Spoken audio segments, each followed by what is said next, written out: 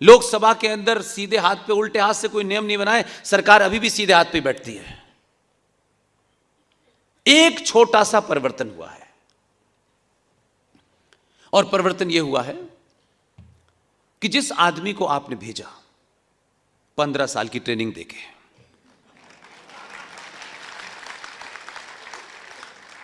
उस आदमी को, क्योंकि वो ऑक्सफोर्ड नहीं गया पढ़ने, क्योंकि वो चबा चबा के अंग्रेजी नहीं बोलता, वो कांटा से खाना नहीं खाता, उसे अपने शत्रु से अनुमोदन नहीं चाहिए।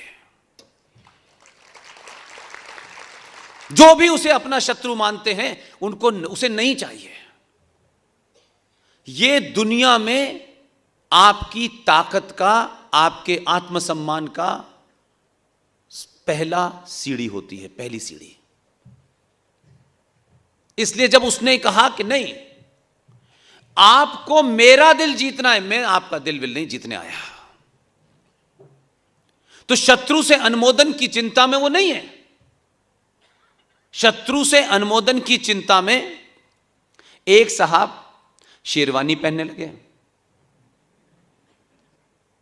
गुलाब का फूल लगाने लगे, उनसे पीछा छूटा तो एक आए 1990 में, उन्होंने कहा मैं शेरवानी भी पहनूंगा और मुझे शत्रु के से अनुमोदन कराना है कि मैं प्रधानमंत्री हूं तो मैं तुम्हारा प्रधानमंत्री हूं। उस प्रधानमंत्री ने एक गैर इस्लामिक काम किया जो इस्लामिक दुनिया में भी नहीं होता है, लेकिन उसे शत्रु का दिल जीतना था, क्योंकि वो ये जानता था कि शत्रु मुझे लाया है, ये नहीं लाए हैं। उस आदमी ने प्रॉफिट मोहम्मद का जन्मदिन भारत में उस दिन की छुट्टी घोषित की, क्योंकि उसे किसी विशेष को खुश करना था। इस्लामिक वर्ल्ड में भी उनकी पैदाइश का कोई छुट्टी उट्टी नहीं होती है, लेकिन हम तो मक्का से ज्यादा बड़े मुसलमान हैं। और आप इसको बदलाव समझे न समझे, मैं एक सोशल एक्टिविस्ट के नाते, पॉलिटिकल साइंस के स्टूडेंट के नाते 25 साल जो मेरे जीवन में मैंने अलग अलग आयामों में काम किया, उसको जब मैं देखता हूं तो मैं उन बारीक चीजों पे ज्यादा जाता हूं जो लोग अक्सर अवॉइड कर देते हैं। इसलिए आज क्या अर्थव्यवस्था चल रही है, क्या कितना करोड़ हमारा रिजर्व है, ये मुझे जानना ही नहीं है, मुझे इंटरेस्ट ही नहीं है उसमें। मुझे इंटरेस्ट इस बात में है कि 1995 में भारत के एक प्रधानमंत्री, जिन्हें मैं आधुनिक भारत में चाणक्य मानता था, वो नहीं है, जीवित नहीं है। वो पुर्तगाल गए थे। पुर्तगाल में बहुत सारे गुजराती जिनको नेहरू जी की हरकतों ने बहुत प्रताड़ित किया, वो बेचारे उस जमाने वहां भाग के बस गए। काफी सारे लोग मेरे संपर्क में हैं। एक छोटा सा मंदिर बना पुर्तगाल में, भारत का प्रधानमंत्री इत्तेफाक से उस वक्त पुर्तगाल में था।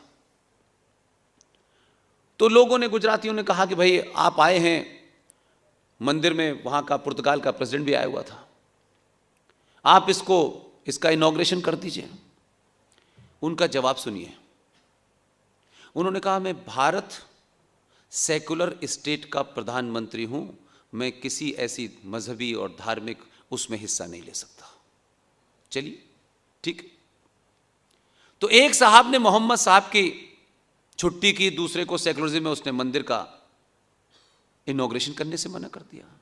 ये तमाम वो हीन भावना से गिरफ्त लोग हैं जिन्हें 90 करोड़ छोटे लगते हैं और 25 करोड़ बड़े लगते हैं।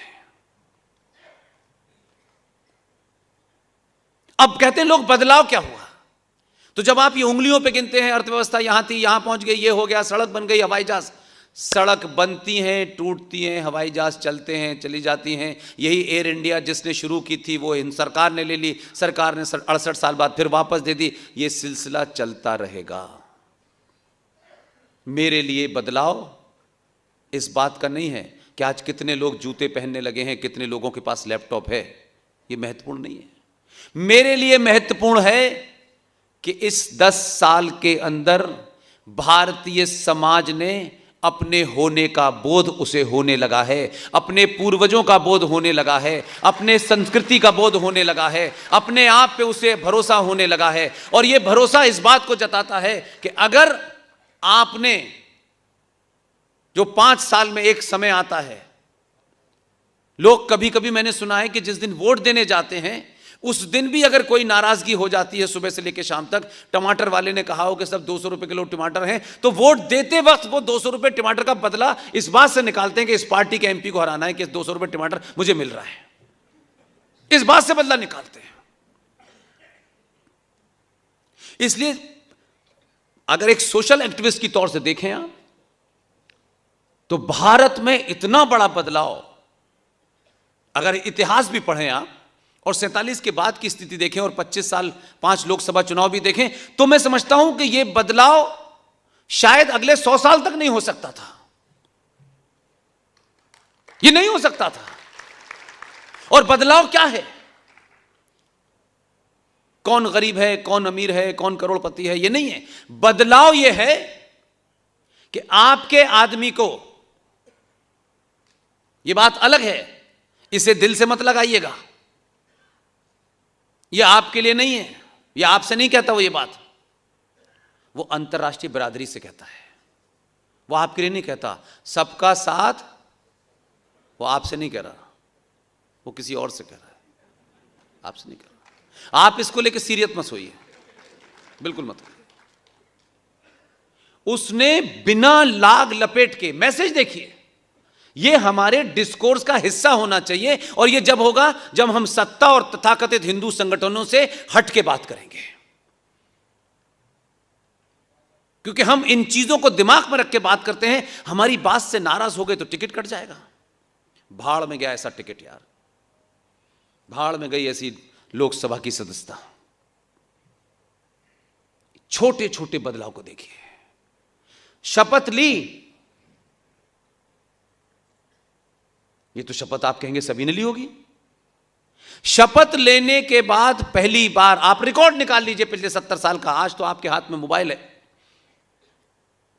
70 साल के बाद एक आदमी ने शपथ ली। उसका कन्विक्शन देखिए कि वो ये तय करके यहां से गया था, और उसे बड़े बड़े अखबार के मालिक, देश के तथाकथित बुद्धिजीवी, intellectual, Washington post, New York time, इनमें जो बैठे हुए दलाल हैं, उन्हें उसकी चिंता ही नहीं थी, वो पढ़ता ही नहीं था। ये मुझे मतलब ही नहीं आ रहा। उसने बोले तुम जो तुम्हारा दिल चाहे लिखो यार, तुम तो वैसे भी लिख ही रहे हो उतने दिन से। वो जब भारत का प्रधानमंत्री बना तो उसने, मालूम है पहली देश कहां गया? वो याद करके देखिए 70 सालों में जब जब भारत के प्रधानमंत्री बने होंगे, तो 2 महीने बाद, 3 महीने बाद अंकल सैम के दरबार में वॉशिंगटन पोस्ट में खड़े होंगे पीछे हाथ बांध के। ये आदमी आपको और मुझे, हर उस सनातनी को एक मैसेज दिया। उसने साफ साफ मैसेज दिया। यहां से गया नेपाल की यात्रा करने। महत्व इसका नहीं है, इस पे ताली नहीं बजानी आपको। नेपाल गया और यात्रा की शुरुआत, सब तस्वीरें अवेलेबल हैं, आप सब देख लीजिए, मैं कोई बात बिना तथ्य के नहीं कहता। और आपके अंदर वो भाव पैदा करना चाहता हूं कि अगर आपको एक ऐसा कप्तान मिला है जो इस चीज से परे है कि हार जीत क्या होगी, वो तो 5 साल के बाद देखेंगे, लेकिन अगर इस 5 साल के अंदर उसने अगर आपके अंदर से हार की मानसिकता ही समाप्त कर दी और आपको मैदान में यह सोच के उतारा कि जब भी उतरना तो सिर्फ यह सोच के उतरना कि जीत के ही लौटना है, यह भावना, इससे समाज का बदलाव, थॉट में बदलाव, सोच में बदलाव, और जब थॉट बदलेगा, सोच बदलेगी, तो आप निर्णय सही करेंगे। नेपाल गया। अब आप कहेंगे नेपाल में क्या करना था, वो तो छोटा सा देश है। उसने नेपाल इसलिए नहीं चुना कि भारत की फॉरेन पॉलिसी का बहुत बड़ा इशू था। नेपाल में जाने के बाद, एक प्रधानमंत्री के पद पे होने के बाद, पूरे प्रोटोकॉल के साथ बाबा पशुपतिनाथ के मंदिर में 6 घंटे तक पूजा की। और पूजा करके जब बाहर निकला, क्योंकि मैंने कहा कि मैं उस दौर की चीजों को पास से देखता हूं, तो